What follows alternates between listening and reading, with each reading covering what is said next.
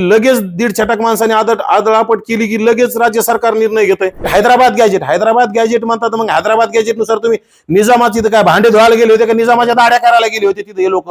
OBC शांत राहीन ओबीसीचा ज्यावेळेस उद्रेक होईल त्यावेळेस राज्य आणि केंद्र सरकार दोन्ही सरकारला याचं परिणाम भोगावे लागतील. शरद पवारांनी यांना आदेश दिला असेल, एकनाथ शिंदे यांना आदेश दिला असेल, कुठल्याही गॅजेटवर खरं तर आरक्षण देता येत नाही. आरक्षण द्यायचं म्हटलं तर आयोग नेमावा लागतो, त्या आयोगाने तुमचं मागासले पण सिद्ध करावं लागतं. परंतु इथं काय झालंय, ह्या दीड छटाक माणसांनी आदळआपट करायची आणि लगेच दीड छटाक माणसाने आदळआपट केली की लगेच राज्य सरकार निर्णय घेत आहे. अरे गॅजेटचा आणि याचा संबंधच काय? गॅजेट हैदराबाद गॅजेट म्हणतात. मग हैदराबाद गॅजेटनुसार तुम्ही निजामाची काय भांडे धुवायला गेले होते का निजामाच्या दाड्या करायला गेले होते तिथे हे लोक? ज्यांच्या बोगस नोंदी मार्फत कुणबी प्रमाणपत्र एका दाड्या करायला गेले होते का तिथं मडके घडवायला गेले होते? ते नेमके गेले सुतारके करायला काय? आमचे लोक जसे 12 बलुतेदार आहेत, आमचं जसं आरक्षण आहे त्यामध्ये तुम्ही कशामध्ये कुठल्या क्रायटेरियामध्ये बसता?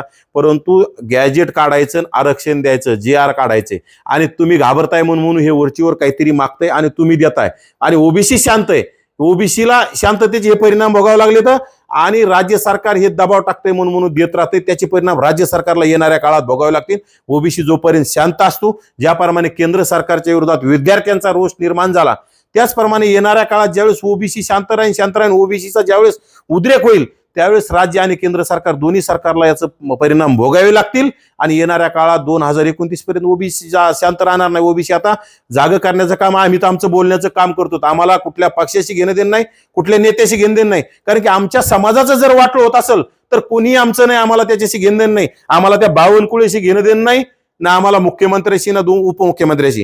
जो ओबीसीचं वाटोळं करल आणि जे काही आमचे ओबीसीचे नेते म्हणून घेणारे जर या नेत्यासोबत गुप्त उपाय टाका करत असेल तर त्याला सुद्धा आमचं समर्थन नाही.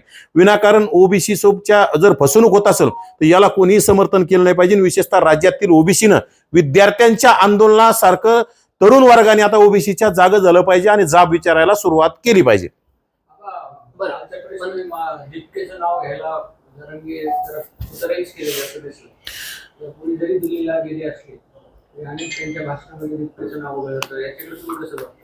यापूर्वी सुद्धा मी दोन चार दिवसापूर्वी प्रसारमाध्यमांशी बोलताना सांगितलं की अभिजित दिपके भैया, तर त्यामध्ये सुद्धा दिल्लीमध्ये जरांगे गेला. एकतर दिल्लीला फक्त फोटो सेशनसाठी गेले ते दिल्लीमध्येच.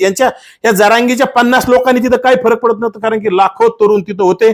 जरांगे गेला काय, नाही गेला काय, लक्ष्मण हाके गेले काय, नाही गेला काय, नवनाथ वाघमारे गेला काय, नाही गेला काय, आमच्या पाठिंब्याने ते आंदोलन मोठं होत नव्हतं किंवा लहान बी होत नव्हतं.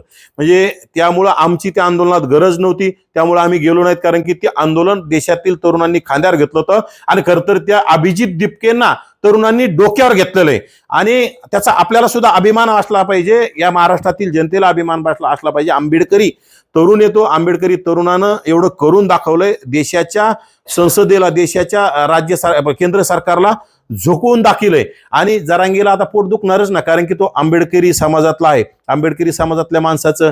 आणि एवढं केंद्रात जरांगीने ठरवलं होतं 1000-2000 लोक दिल्लीला जाणार नाहीत, यांनी लाखो लोक तिथं गोळा करून दाखवलेत. हे फक्त पोटदुखी दाखवण्यासाठी तिथं गेला आणि तिथं सुद्धा दिल्लीमध्ये दिपकेंचं संपूर्ण नाव घेण्याचं त्याने टाळलं. फक्त अभिजित भैया. लोकांना काय कळणार आहे अभिजित भैया? जास्त सोनम दादा ना अभिजित भैया.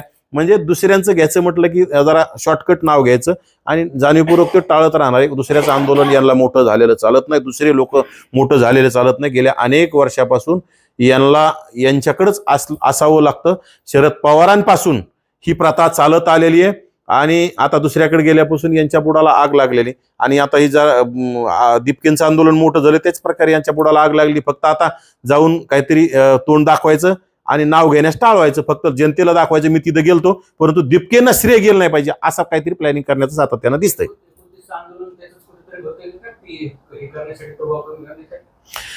29 आंदोलन तो सुद्धा असू शकतं कुठतरी आरक्षण विरोधी लोकांचं सुद्धा 2-4 दिवसापासून सोशल मीडियावर चालवतो आरक्षण विरोधी. मग त्याच्यातूनच हा प्रकार असू शकतो. शरद पवारांना सुद्धा कुठतरी हे डोक्याच्या, अभिजित दिपके हे मोठे डोक्याच्या वर झालेले दिसत आहेत. मग त्यातून हे कुठतरी शरद पवारांनी यांना आदेश दिला असेल, एकनाथ शिंदे यांना आदेश दिला असेल. आणि 2-3 दिवसापूर्वी तुम्ही हे सुद्धा बघितलं होतं की एकनाथ शिंदेचे मंत्री त्या संभाजीनगरचे पालकमंत्री दिपकेंच्या घरी गेले आणि म्हटले दीपकेंचे माझे खूप नातेसंबंध जवळून आहे म्हटले. यापूर्वी कधी शिरसाट त्या घरी गेलेले दिसले नाही, यापूर्वी कधी दीपके आमच्या जवळचे म्हणलेले दिसले नाही. मोठा झाला म्हणजे आमचा, आणि त्याचे वाईट दिवस असले की ते आमचा नाही म्हणायचं. म्हणजे फार राजकारणामध्ये कला येतं. हे सगळं शिंदे गटाने आणि विशेषतः शरद पवारांच्या आदेशानुसार, रोहित पवारांच्या आदेशानुसार जरांगेचं आंदोलन चालतं. त्यातूनच हे दीपकेंच्या आंदोलनाला थोडं कुठंतरी दाबण्यासाठी, त्याला झाकळण्यासाठी ही 29ची घोषणा केलेली दिसते. परंतु याच्यामध्ये काही फरक पडणार नाही, कारण की दीपकेंचं आंदोलन निस्वार्थ आहे आणि हे आंदोलन सगळं स्वार्थासाठी चाललेलं आहे. काल मराठा समाजाला उद्देशून बोलता म्हणून जरांगे पाटील म्हणले की 10 लाखाचं कॉन्ट्रॅक्ट दिलं म्हणजे उपकार नाही केले, मतदान देखील केलं मराठ्यांनी. मराठ्यांनी मतदान अगोदर यांनीच सांगितलं होतं ना, विधानसभेच्या टायमिंगला किंवा भाजपला मतदान करू नका, महायुतीला मतदान करू नका, विशेषतः शिंदे गटाला सोडून बाकीच्यांना मतदान करू नका म्हणून सांगितलं. कारण की अजित पवारांना बी यांचा विरोध होता आणि भाजपवाल्यांना विरोध होता. मग यांनी मतदान कसं केलं म्हणायचं, म्हणजे फुकटचं श्रेय कितीतरी दिवस घ्यायचं, काही आम्हीच केलं म्हणायचं, असं कसं चालन. ज्यावेळी जरांगेंनी ह्या महायुतीला विरोध केला आणि मुख्यमंत्र्यांनी ओबीसी आमचा डीएनए म्हटल्याच्या नंतर ओबीसीला वाटलं आता जरांगेचा पाठिंबा शरद पवारांना, त्यांना आपला पाठिंबा शरद पवारांना झटका दाखिला पाहिजे, आपण आपला पाठिंबा महायुतीला देऊ. निस्वार्थ ओबीसीनं त्या महायुतीला पाठिंबा दिला आणि महायुती सत्तेत आली. आणि आता त्याचं क्रेडिट ओबीसीने मतदान केल्याचं क्रेडिट यालाच घे म्हणा. एकतर राज्यात 12% असणारा मराठा समाज आणि राज्यामध्ये 50, 55, 60% ओबीसी समाज आहे, त्याचं क्रेडिट बी तूच घे म्हणा. म्हणजे फक्त क्रेडिट घेण्याचं याला घाई असती, बाकी काही नाही.